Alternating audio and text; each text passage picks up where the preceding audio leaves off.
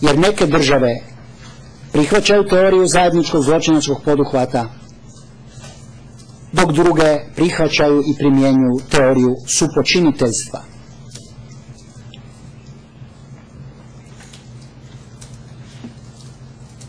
Obrana stoga smatra da je uvođenjem teorije proširenog zajedničkog zločinačkog poduhvata zapravo dovedeno u pitanje postupanje izvan okvira postojećeg međunarodnog prava i izvan mandata koje je Vijeće sigurnosti povjerilo ovom tribunalu.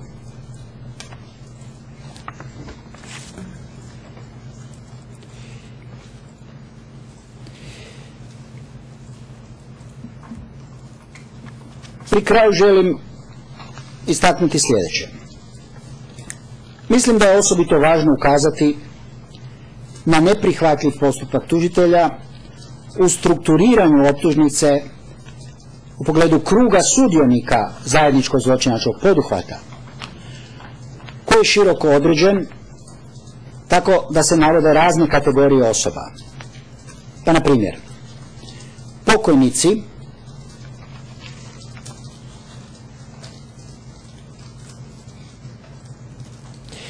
dr. Franjo Tuđman, Gojko Šušak, Janko Bobetko, Zvonimir Červenko.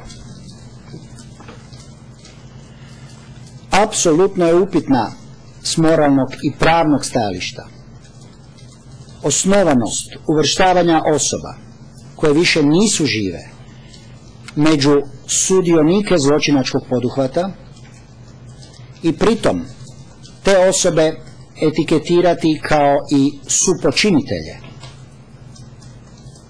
čime bez valjane argumentacije, a zbog nemogućnosti tih osoba da se od takvih kvalifikacija ograde i obrane, tužitelj zapravo prejudicirao njihovu kaznenu odgovornost za ono što se ex post facto optuženicima stavlja na teret podignutom optužnicom.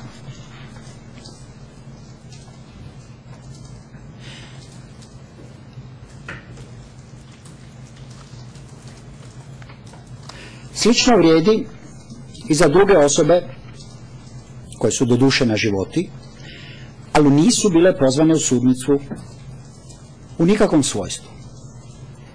Ivan Jarnjak, ministar unutrašnjih poslova, tempore criminis. Mirko Norac, zapovjednik zbornog područja Gospić.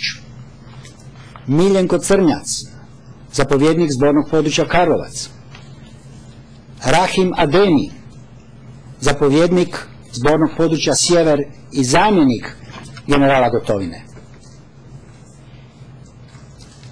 Ili su neke osobe bile pozvane kao svjedoci u ovu sudnicu, ali nisu bile suočene sa inkriminacijom i argumentacijom baziranoj na dokazima da su sudionici zločinačkog poduhvata ili da su upotrebljeni kao alat zločinačkog poduhvata, pa im tako nije pružena fer prilika da se očituju u svoju obranu.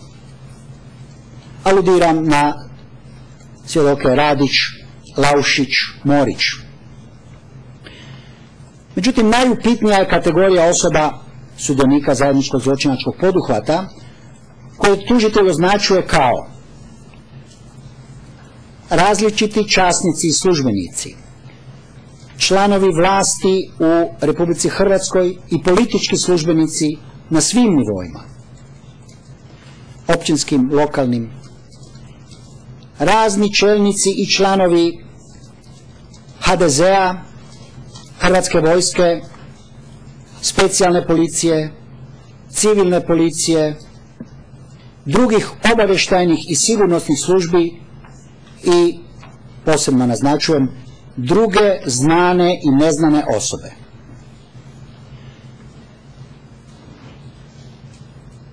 Tužitelj naprosto pravno nedopustivo etiketira određene kategorije osoba kao supočinitelje ili pripadnike zajedničkog zločinačkog poduhvata ili alat zajedničkog zločinačkog poduhvata, a da pri tome te osobe nemaju baš nikakvu mogućnost očitovati se o presumiranoj krivnji koju im imputira tužitelj.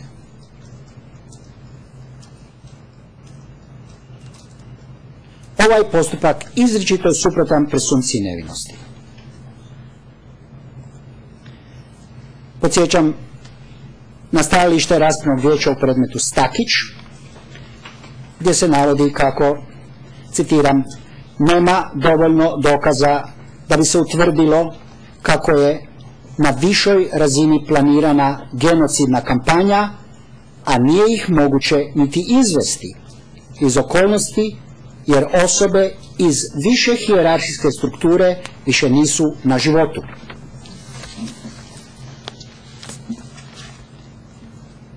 Ovako stajalište vijeća u predmetu Stakić posebno je značajno u odnosu na ovaj predmet u situaciji kada se i kod kaznenog djela genocida, kao i kod kaznenog djela progona, za koje se optužuje naš branjenik, zahtijeva postojanje diskriminatorne namjere, dakle dolus specialis,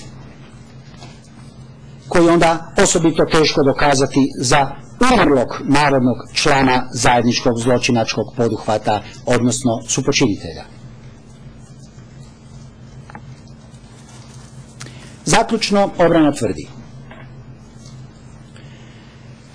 zajednički zločinački poduhvat nije postojao kao dio međunarodnog običajnog prava tempore criminis, kako se inkriminira optužnicom, misli se na kategoriju 3. Zajednički zločinački poduhvat suprotan je načelu krivnje kao jednom od temeljnih načela suvremenog kaznenog prava. Primjenom zajedničkog zločinačkog poduhvata opasno se proširuje mens rea, te se sasvim približava krivnji zbog udruživanja, guilt by association, posebno u odnosu na prošireni oblik zajedničkog zločinačkog poduhvata. Primjenom zaključka o postojanju namjere optuženika slijedom objektivnih okolnosti kod proširenog ZZP-a, zajedničkog zločinačkog poduhvata, ugrožava se načelo presumpcije nevinosti.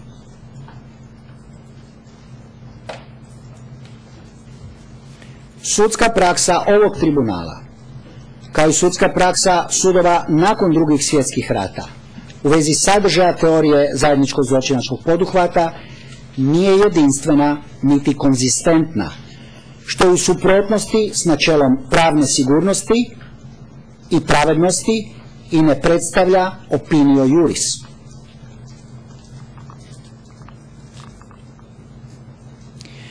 Primjenom doktrine zajedničkog zločinačkog poduhvata na čitave političke i vojne strukture državnog aparata i ostale znane i neznane osobe krši se opći princip preciznosti optuživanja, što ugrožava svrhu osnivanja i djelovanja tribunala i potencira rizik od još ekstenzivnije primjene teorije ZZP-a, zajedničkog zločinačkog poduhvata, od strane nacionalnih sudova i tužiteljstava, što može imati negativne posljedice u procesu afirmacije suvremenog kaznenog prava i sudovanja.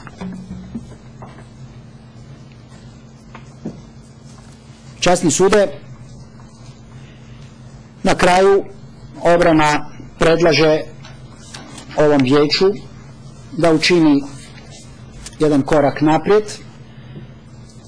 da procijeni argumente o neprihvatu teorije zajedničkog zločinačkog poduhvata koji su evidentno prisutne u suvremenoj pravnoj znanosti od raznih autora, koji su evidentno prisutne u mišljenjima sudaca ovog suda, koje su evidentno prisutne u odlukama raznih sudova nakon Drugog svjetskog rata, i da otkloni primjenu doktrine zajedničkog zločinačkog poduhvata i vrati se načelima odgovornosti kaznenog prava, supočiniteljstva, suizvršilaštva, pomaganja, poticanja, ali tada nesumnjivo vrijede neki drugi zahtjevi za dokazivanjem krivnje u odnosu na zahtjeve na koje ukazuje doktrina zajedničkog zločinačkog poduhvata u svojoj proširenoj varijanti. Zahvaljujem na strpljenju, časni sude.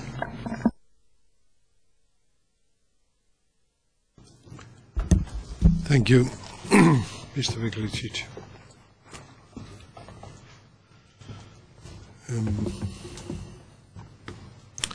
This concludes today's session. Tomorrow we'll hear any rebuttal argument from the prosecution. I appreciate that the parties did their utmost best to stay within the time limits, which leaves us a bit more time perhaps tomorrow, not to say that we that we would use the whole of the morning, that is 3 sessions, but it would not be dramatic if the parties and 1 hour scheduled for the prosecution and 1 hour for the defense teams would take a little bit more than that 1 hour. I suggest that the prosecution takes the session until the first break tomorrow morning, and that the defense then will take the second session. Of course, it depends a bit, Mr. Tigger, if you would take the full 1 hour and a half, then I know what is going to happen.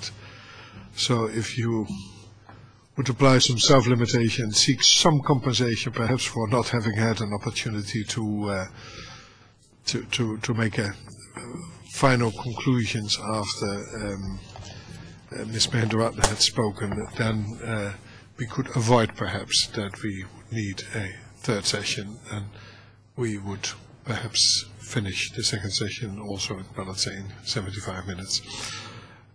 We adjourn, and we will resume tomorrow, the 1st of September at 9 o'clock in the same courtroom.